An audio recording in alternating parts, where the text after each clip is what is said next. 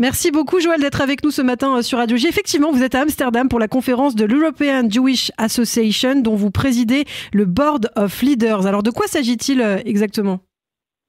Une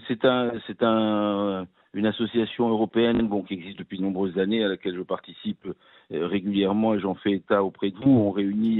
On a réuni à Amsterdam, comme il y a quelques semaines à Rome et comme quelques mois avant à Cracovie, et différents présidents de communautés d'Europe, d'Amsterdam, d'Anvers, de Bruxelles, de Porto, de Milan, de Bonn, de Berlin, de Londres, enfin différents présidents qui sont sur le terrain aujourd'hui et sur le terrain bien entendu de tout ce que nous voyons en Europe, les déchaînements d'antisémitisme, de haine, de soutien aux Palestiniens et au Hamas, de problématiques dans les universités, de problématiques dans les écoles. Donc il y a une confrontation d'expériences, de solutions, de visions, et on se rend compte que malheureusement, la problématique et le questionnement sur l'avenir des Juifs en Europe se pose un petit peu partout dans les différentes villes et dans les différents pays où une communauté est existante et essaie de mener sa vie.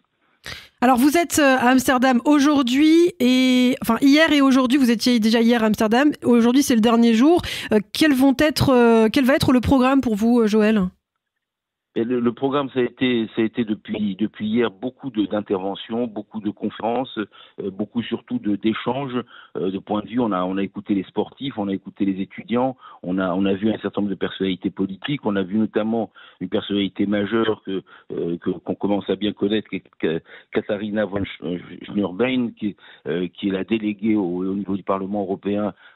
Alors elle a une double fonction et c'est très intéressant de savoir cette double fonction. Elle est déléguée au maintien de la vie juive et à la lutte contre l'antisémitisme. C'est dire combien les choses sont liées au niveau européen. Et c'était aussi important hier de rencontrer des chrétiens en faveur d'Israël. Il y a toute une association de chrétiens en faveur d'Israël qui sont venus nous dire avec beaucoup d'émotion, beaucoup de force, leur soutien à Israël, leur soutien à la vie juive, leur soutien au combat que mène Israël, et nous ont dit en plusieurs mots, vous n'êtes pas seuls.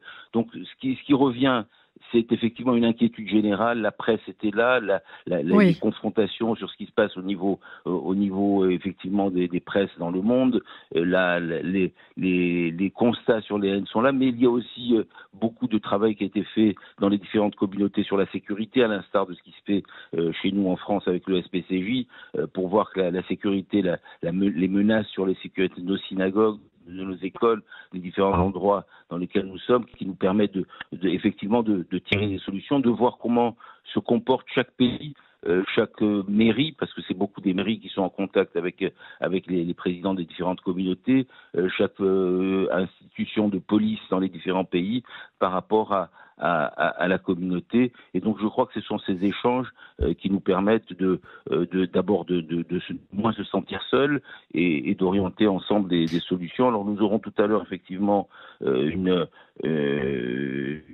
conférence également et un échange entre les différents pays concernés par la vie juive et par la liberté religieuse, parce que c'est aussi une des problématiques fondamentales qui se posent de plus en plus en Europe, avec, vous savez, la question de la shrita et bien entendu des questions aussi des élections européennes qui auront lieu dans quelques jours. Effectivement. Alors peut-être un dernier mot pour terminer. Est-ce que, parce que vous représentiez finalement aussi un petit peu la France lors de cette conférence de cette association juive européenne, qu'est-ce qu'ils vous disent justement par rapport à la France? Est-ce qu'ils sont inquiets pour les Juifs français? Oui, enfin, vous savez... Est-ce qu'il y a une spécificité, c'est ça la question. C'est des échanges. On se rend compte, il faut le dire, que malgré tout ce que nous vivons en France, il y a des pays où ça se passe moins bien. Et donc, je pense que l'inquiétude, elle est parallèle, elle est générale. Et l'inquiétude, mais également l'envie conjointe, parce que quand on se rend compte et qu'on se rend compte qu'on a les mêmes problèmes, l'envie conjointe de se battre pour maintenir des paramètres de vie juive, pour dire nous sommes là. Le soutien des gouvernements existe dans beaucoup de pays d'Europe. On a vu ici à Amsterdam, on l'a vu dans les différents pays dans lesquels nous passons. Et l'un des messages que nous avons voulu passer, c'est effectivement de se dire en particulier à la veille de ces élections européennes, il ne faut pas qu'on qu'on vienne nous soutenir que sur une partie de notre identité. Notre identité, c'est le maintien de la vie juive, le maintien des conditions de la vie juive avec la Shrita en Europe, le maintien de notre identité avec le soutien à Israël, avec la mémoire de la Shoah. C'est un ensemble et c'est fondamental de rappeler que nous avons besoin de personnes qui nous soutiennent dans l'ensemble de ce qu'est notre identité. Merci beaucoup Joël Mergui, merci d'avoir été avec nous ce matin sur Radio J.